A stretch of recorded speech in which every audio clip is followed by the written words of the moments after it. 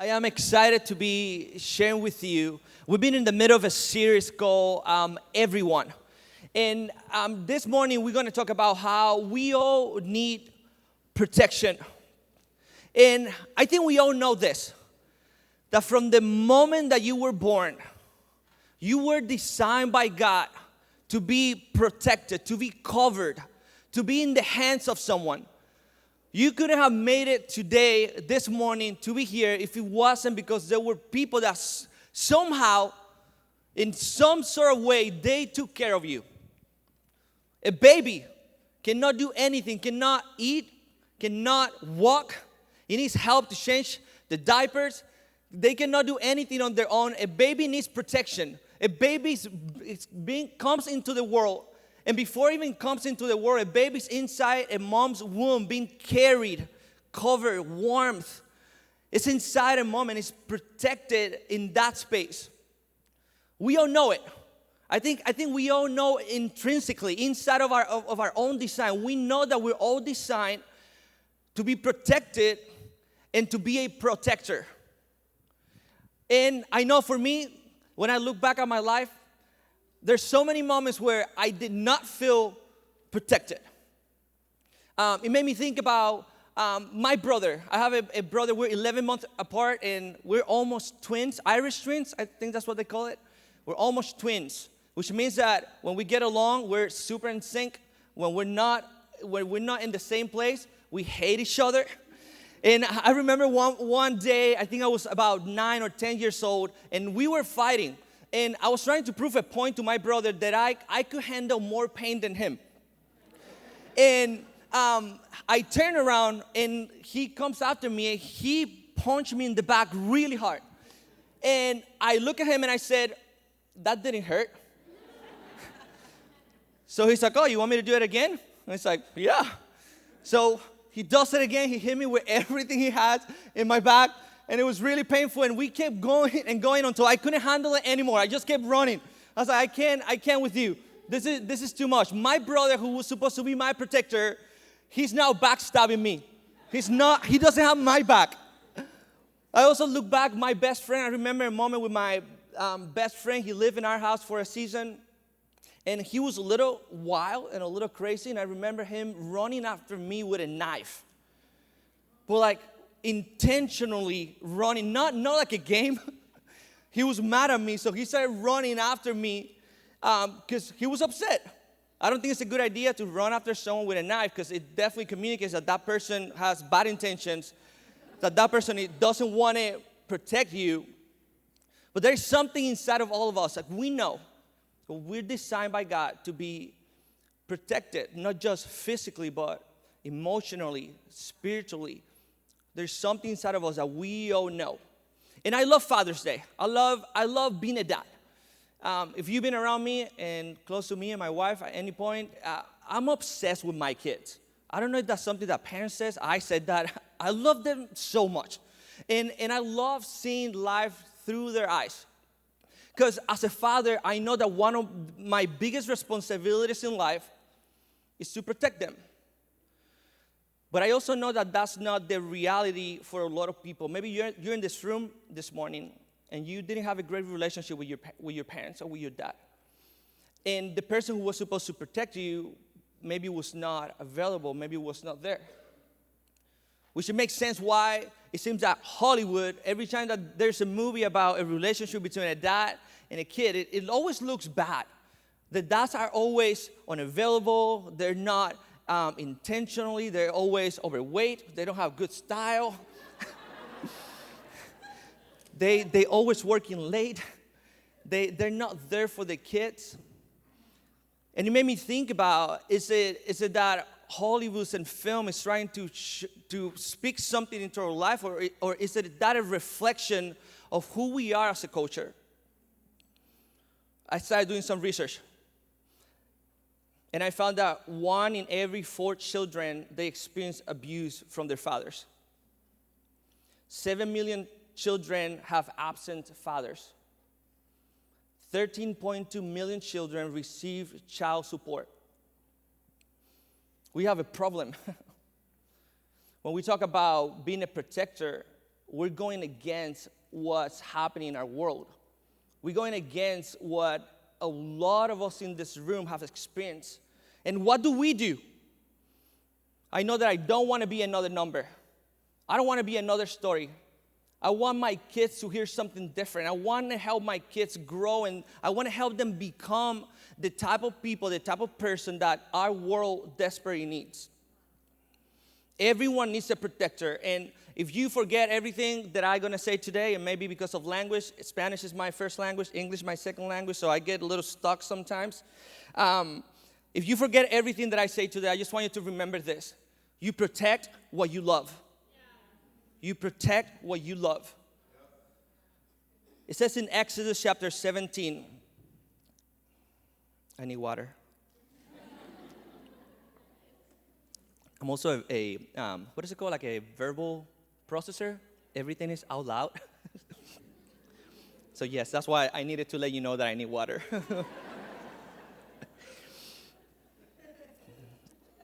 It says in Exodus chapter 17, so Joshua, he fought the Amalekites as Moses had ordered. And Moses, Aaron, and Hur went to the top of the hill. As long as Moses held up his hands, the Israelites were winning. But whenever he lowered his hands, the Amalekites were winning. When Moses' hands grew tired, they took a stone, and they put it under him, and he sat on it. Aaron and Hur held his hands up on one side and on the other, so that his hands remained steady till sunset. So Joshua overcame the Amalekites' army with the sword. Then the Lord said to Moses, write this on a scroll as something to be remembered, and make sure that Joshua hears it, because I will completely blot out the name of Amalek from under heaven. And Moses built an altar and called it, the Lord is my banner. I love this story. This is the story of Moses, who's the leader of Israel. And just to give you a little bit of context, the Israelites has been in the desert for 40 years. They're in a loop. They're in the same place. They're stuck. And in that place, there was not a real need to be protected. Their system was very simple. They only needed to follow God's instruction, and He would be their provider. He was going to be the one providing manna from the sky. He was going to have this column of fire so that they could see during the nighttime. He protected them with a cloud over his people. They were in this ecosystem where they were protected by God. And this is the first time this story happens. It's the first time that the people, the Israelites, they find themselves in the middle of a battle after 40 years. And it says that Moses was getting old. He has some problems. They're in the middle of this fight, and I think it's super interesting because the way that the fight is happening, he's at the top of the hill. People are fighting, and Moses is from the top of the hill telling people what to do. And he says that as his hands were up, the Israelites will move forward, they will be winning, and whenever his hands will grow tired, whenever he will get tired, the other army will take on ground. And what I love about this story, and it's the first thing that I want you to know today. I love that Moses, in a moment of being tired, what his homies, his crew, his people, his circle, what they did is that they put a rock in that place, in the hill, in the same place. And something about that place, there was something about being there, the rock in the place, that Moses knew that was the place where he needed to be. Where do you go when you're tired? Where do you go when life feels that it's too heavy to carry? Where is that place for you? What is that place that you run to when things are not going the way that you expect it to go? Because what Moses did is that he found a place. And when you found a place, what you do is that you protect the place. You protect that place that brings you hope. You protect that place that brings you comfort. And what do you do when you find the place? You sit. You got to stop running. Coming from someone that can't stop moving If you want to be in a place of protection, you got to sit down. You got to find that place where it's worth fighting from. You got to find that place that brings you life, that brings you healing, that brings you hope. And you just stay there. Give yourself permission to stay in that place. Stop running. You know how we run? And so, I know a lot of you guys in the room. Sorry, this feels like, oh, he's talking about me. I'm not talking about you, but you share things with me, so no, just kidding. This is how we run. When you're around a lot of people, and a lot of people know you, but no one really knows you. That's how we run. You come up with excuses to not show up. You always find a reason to not trust. You're always looking for, it's got to be better on the other side. That church is probably better. Oh, no, I think that relationship will be better. It's better than this one. We're always looking for what's on the other side. When you find a place worth fighting from, you stop and you stay there. I was in Ohio. No, it was up north. Utah, Soti. Yes, with your family. I was in Utah a couple years ago, and I started meeting people, and I thought it was so interesting that every time that I would tell someone that I'm from LA, they were almost like freaked out. They're like, ooh, like that place is so bad. And I'm like, I'm right here. I live in LA. You're talking to me about the place that I live. A lot of people, they don't like our city. I was writing songs with some friends in Texas. And the moment that I said, I live in LA and I'm part of a community called Mosaic, they're like, oh man, I'm so sorry that you live there. That place is so bad. It's got to be so hard. They would literally say this. It's got to be so hard to be a Christian in Hollywood. And I was like, what are you talking about? It's my place. LA is our city. It's our home. Mosaic is our place. It's our home. It's the place that we as a church, we have decided to slow down, to build our roots, to sit in this place, knowing that this is the place where we're supposed to be. Every time that I get close, every time that I allowed myself to be in this place, I become more whole. Every time that I sit down and I allow myself to be here, my life becomes better. It becomes more exciting. I found purpose. I found a mission. I found a vision for my life. Because we learned to stop and to sit here. And something else that I love about this story is that it's not just about the place that you're sitting. It's not just about the rock where Moses sat. It's about the people. Because we know this. A building is nothing without you. We're nothing if you're not here. And I love this place. I think there's something that a lot of times we forget about this place, that there's a reverence to be here. The Spirit of God move in this place, and it makes this space be a spiritual place. It's something that it doesn't happen everywhere. God is everywhere, but there's something special that happens when you and me decide to show up and be in the place. You protect your place, but also you protect the people. It says on verse 12 that Aaron and they held his hands up, one on one side and one on the other, so that his hands remained steady till sunset. So Joshua, he overcame the Amalekite army with the sword. I think we all get it. I think we all get this idea that, once you find your friends, you find your circle, you protect them. You keep them close. You don't want it. Once you find people that they're worth fighting with, you don't want to run around. You want to stick with them. And me as a dad of 3 kids, I love seeing in my kids their instincts to protect each other. We were at the park the other day. Literally, this happened on Friday. I was getting ready to speak about protection, and on Friday, there's a dog that comes in the park chasing after Brooklyn. And I looked around, and I see Brooklyn running from the dog, and I'm like, I ran to him, grabbed Brooklyn. I tried to grab him in the air, and I told the dog, stop. And all the kids, Rio and Leon, they started running the opposite way. Immediately I knew I needed to help him. Then B and Leon, they saw Rio, our little one, he's 2 years old, and Rio is running wild in the park, and now they're aware of the dog. So now they're next to Rio all the time. They don't leave him. They're like a circle around Rio. They walk, Rio goes that way, and they're like, watch out, Rio. It is so cute to watch. Leon, who's 6, every time that we walk in the elevator, he puts his hands to hold the door. Every single time. And he's like, Dad, come. I don't want the door to close on you. They know that when you love people, you protect people. We've been going to Mexico City with Pastor Erwin for the last couple, maybe 6 or 7 weeks.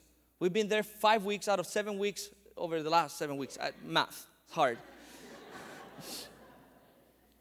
And it's so beautiful to see how you can win people by caring about them. How you can win people over by the way that you love them, by the way that you see them. We came into an environment of people that they had issue trusting, maybe trusting us, maybe trusting each other. And over 5 weeks, I saw people who were hesitant move from a place of, I don't know if I want to do this, to a place of, I cannot wait to do life with you. And I'm in all of the group chats, and I see all of them be like, let's go, it's Sunday, let's kill it, come on, it's going to be a great day. And I'm like, when did that happen? And I know where it happened. It happened because I got to see Pastor Erwin step in there week after week, carrying the community in one arm. Like Aaron and Hare did for Moses. He's carrying not just our campus here in Hollywood, 1,000 of you, a massive budget, a building, and a lot of things that we carry as a church, carrying you, but also carrying a whole other campus that we love and that we're passionate about, and that we're seeing God doing incredible things in Mexico City. And people can trust Him and trust what we're doing because they see someone not just carrying one person, but carrying a whole church. When you find someone that is worth fighting from, you sit, you stop, you allow yourself to be here, be in that place. But people are hard. You are hard. I'm difficult. I know that I have so much evidence in my life of why I shouldn't trust people. Why I don't want to allow someone to really see through what's happening in my life. Moses had so many reasons to quit fighting for his people. They were people who were always complaining. I do that a lot. Ask my wife. People were always complaining. They always had a reason to be like, no, like Moses, you took us to the wrong place. You didn't care about us. You didn't love us enough. You were not there for us. We're going to build idols. We're going to build other things because you're not good enough. He had a reason to stop fighting for his people. And he didn't. Because he knew that it was not about the trust that people have put in them. I think that Moses knew that he was fighting for people because he loved them, not because they earned his trust. Yeah. When you care about people, when you love people, it's not just about if they trust you, if you trust them, is they going to hurt you or not, because the reality is that people are going to hurt you and they're going to make it very difficult. But something that I love about this story is that Moses, he told his circle that he was tired. You cannot protect what you don't share. You can't protect what you're hiding. We cannot protect what you don't share with the people who are in your life. I called my mom the other day. This week, everything happened this week. It's been an amazing week. All the stories that I needed for the talk happened this week. I called Mom and she started telling me like, oh, I'm eating better. I started eating better. And I was like, oh, Mom, why? It's like, well, yeah, I've started drinking Coke. My mom loved Coca-Cola. Like, it's amazing how she's alive. And her two passions are Coke and McDonald's. And I'm not joking, Marcos in the back, yes. She loves it. She loves it. And she's happy with that. But she shared with me that she was having some health issues. And I started asking more questions. Say, Mom, like, how can we help you? How can we be here for you right now? And in that moment, I realized I cannot be there for my mom if I don't know what she needs from me. If you keep fighting so much to hide your life, to keep your secrets away from people, you're going to have a really hard time finding your protectors. You're going to have a really hard time finding people who are willing to carry you, who are willing to lift your hands, who are willing to go through hard times with you. Stop hiding. Stop moving and stop hiding. You got to stop protecting the wrong things. I think we spend way too much time protecting the wrong things, protecting our egos, protecting the image that we want other people to see from us. It's called Instagram.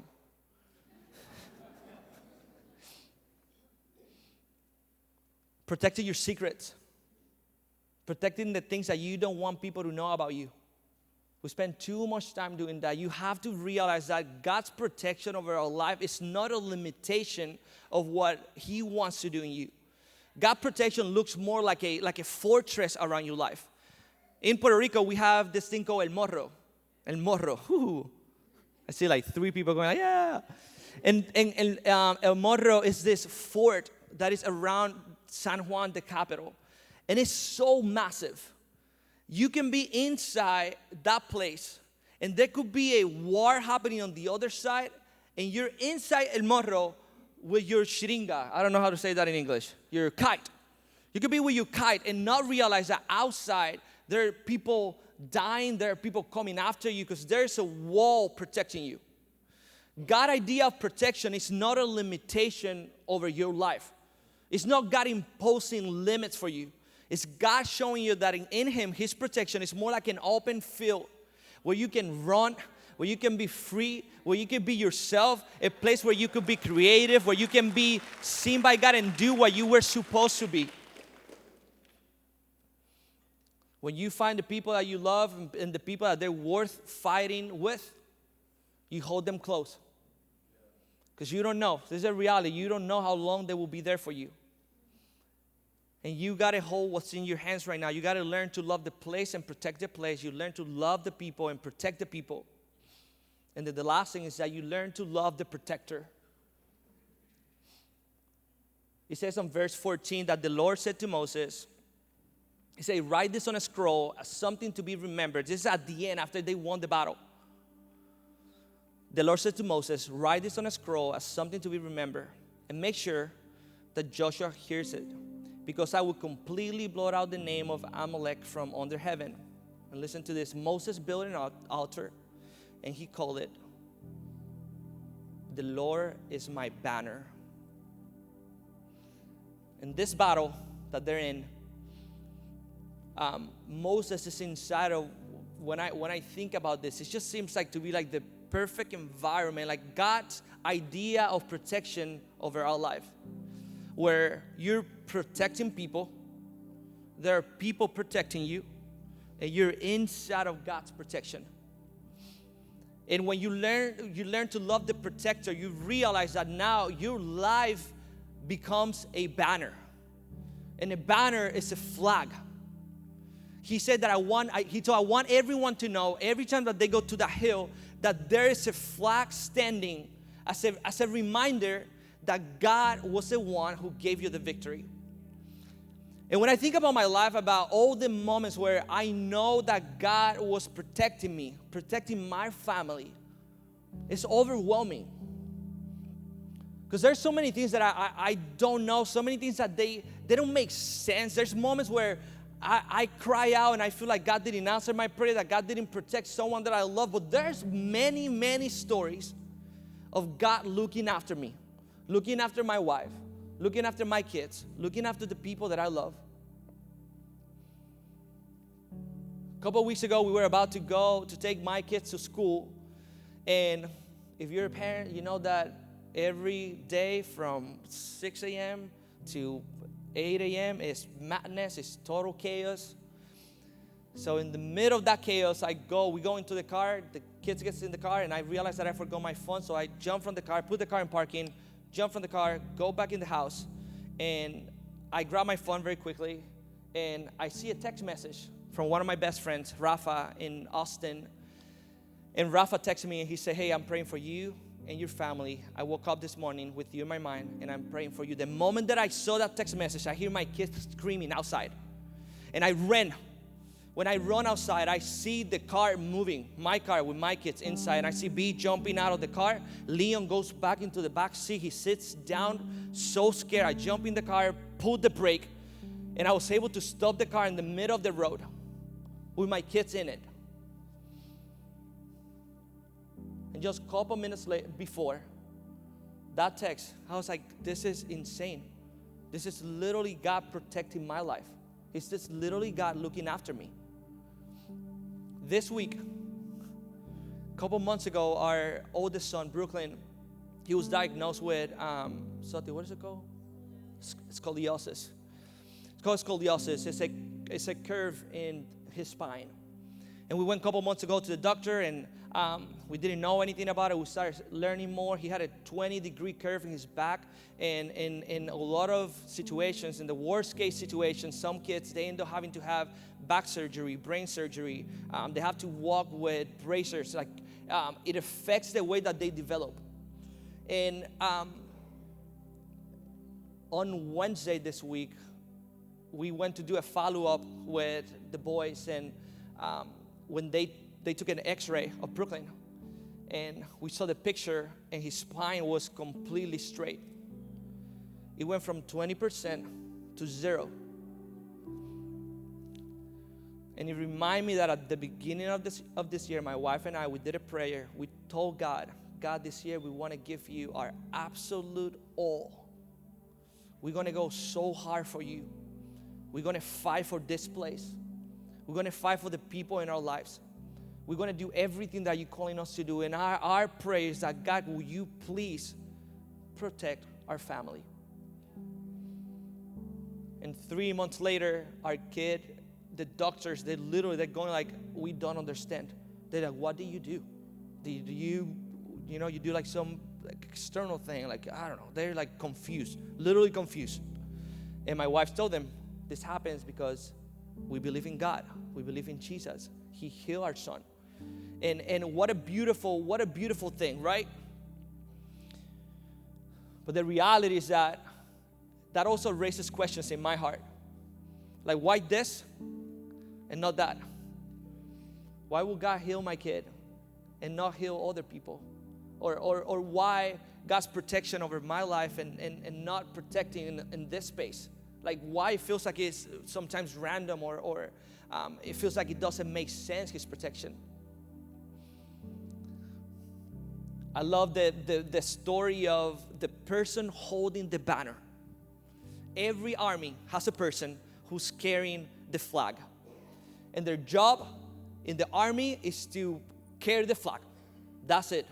No sword, no weapon.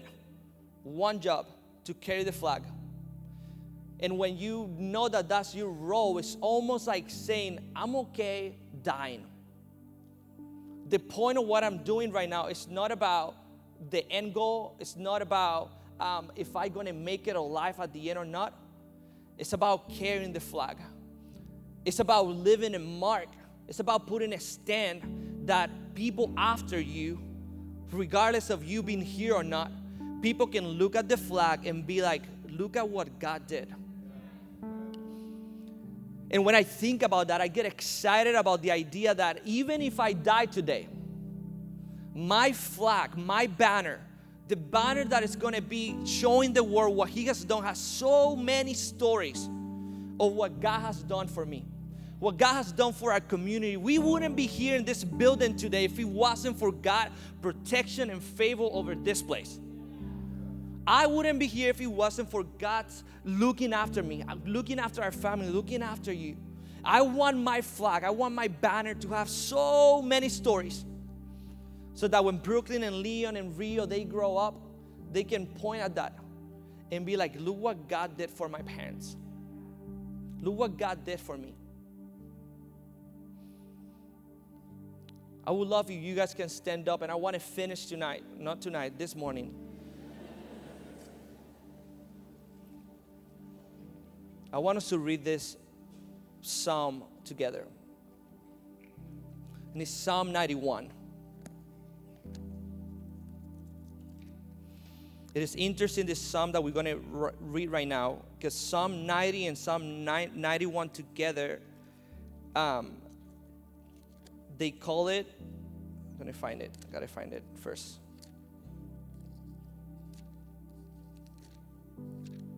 There you go. They call it preparing for a good death.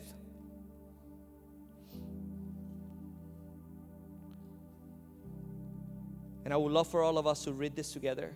Because I want you to know, whatever you're going on right now in your life, maybe there's so many things that they don't make sense for you right now. Maybe you look back at your story, at your life, and you were hurt by people that were supposed to protect you. And you still dealing, you're still fighting in your own life and trying to understand, how can you trust God when people let you down? I just want you to hear God's words. I want you to hear His heart, His intention over your life. It says on Psalms 91, and we'd love if we can all read it together. You down? Yes? It says, you who sit down in the high God's presence, spend the night in shadow. Say this, God, you are my refuge. I trust in you and I am safe. That's right. He rescued you from hidden traps, shield you from deadly hazards. His huge outstretched arms protect you. Under them, you're perfectly safe. His arms fend all harm. Fear nothing, not wild wolves in the night, not flying arrows in the day, not disease that runs through the darkness, not disaster that erupts at high noon. Even others come all around, drop like flies, right and left, no harm will ever graze you. You'll stand untouched, watch it all from a distance, watch the wicked turn into corpses. Yes, because God's your refuge, the high God, your very own home. Evil can't get close to you. Harm can't get through the door. He ordered His angels to guard you wherever you go. If you stumble, they will catch you. Their job is to keep you from falling. You walk unarmed among lions and snakes and kick young lions and serpents from the path.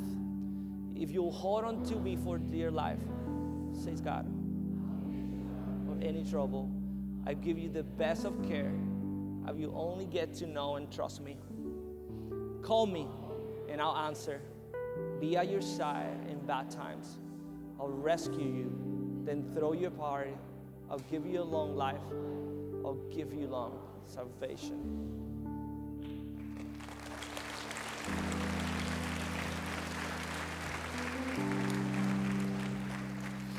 I love that the verse starts saying, when you sit down in His presence, the same thing that Moses did. He sat down in the rock and he stayed there in the presence of God. He said that He's your shadow, your refuge. In Him you're safe. He rescued you. He's your shield. He's your protector. You're perfectly safe. You stand untouched. He's your home. Evil can get close to you. Harm can get through the door. If you stumble, He'll catch you. He will save you for any trouble. He will give you the best of care. He will be at your side in bad time. He will give you a long life. How beautiful. That's God's intention over your life. If you would close your eyes and bow your heads, maybe you're here this morning and you haven't made a decision in your life to invite Jesus into your life, to embrace a God, a person named Jesus who stepped into human history to protect your life, to be your provider, your protector, to be around you, to give you a new life. Maybe you're here this morning and you haven't opened your heart to Him yet. You haven't made a decision to entrust Him with your life. And I want to give you an opportunity right now to say yes to Him, to invite Him to take over your life, to lead you into a better future. If you're here in this room and you want to give your life to Jesus, I just want you to say these simple words. Jesus, I give you my life. Jesus, I give you my life. And if that's you, I would love to pray for you. So if you can raise your hand with every ounce of courage that you have, just raise your hand high saying, Jesus, I give you my life. Beautiful, beautiful. Don't be shy. Lift it high. No one is looking. Beautiful, beautiful. Anyone else? Beautiful. Jesus, I give you my life. Anyone else? He's your protector. He's your guard. He's looking after you.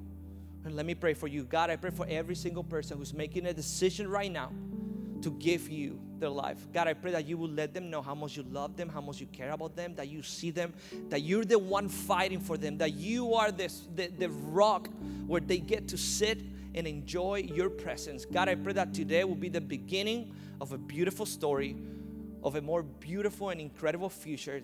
Thank you, Jesus, for what you're doing in this room. Thank you for being our protector. Jesus, we love you, and in your name we pray. Amen. Come on.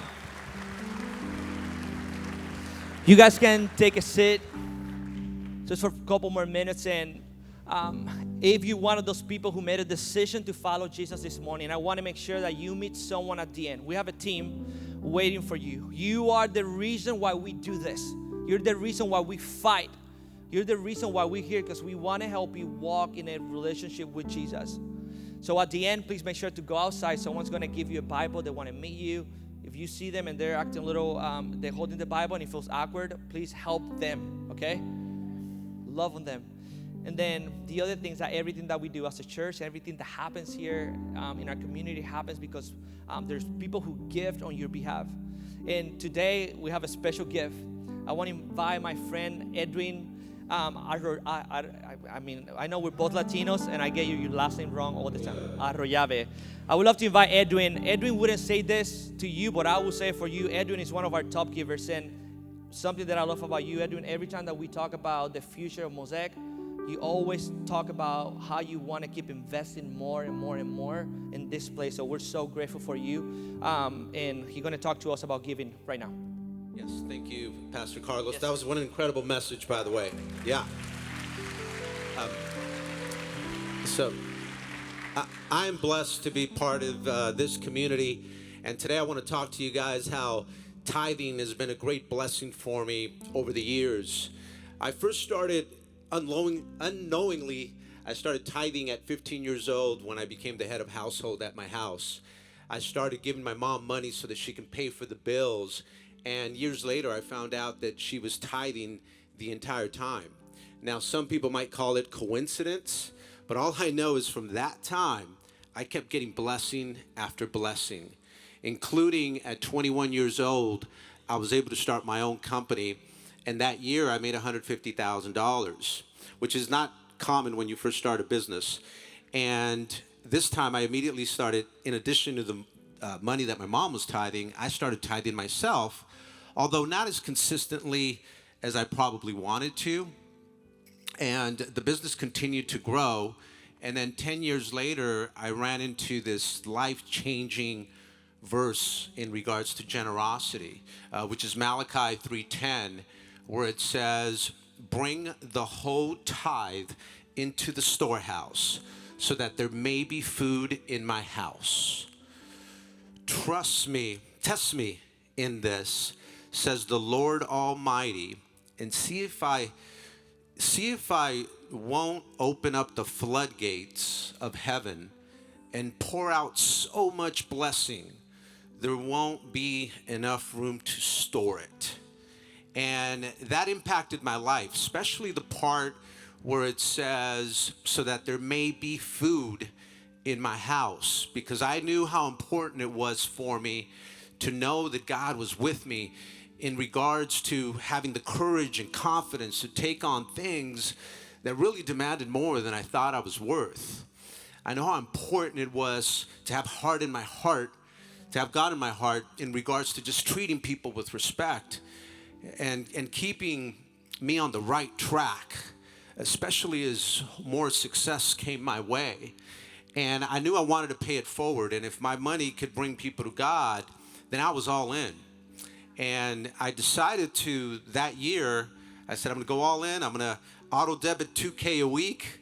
And I wrote on the note, I said, I'm going check a year later. And I tested God on this.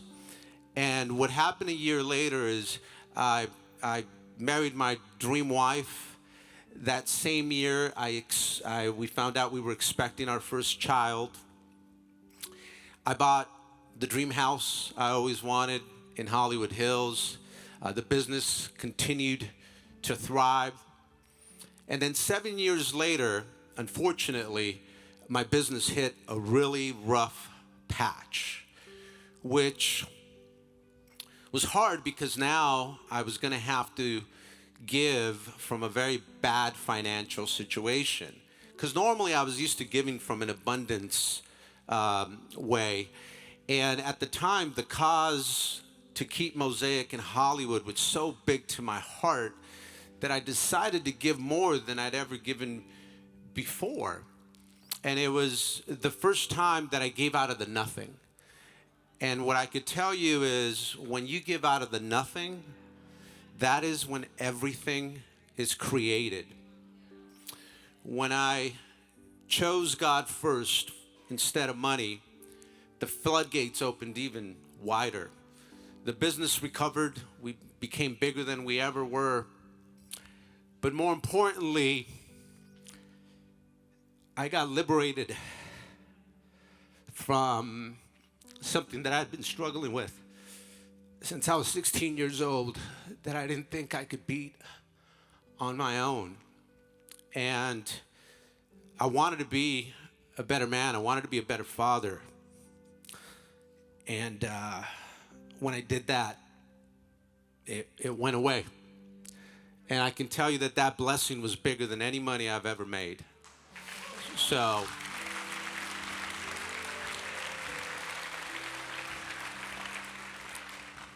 do I think generosity changes you?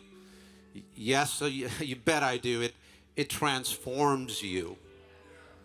And I want to challenge you guys to test God on this. If he did it for me, I know he can do it for you. The question is, do you trust him?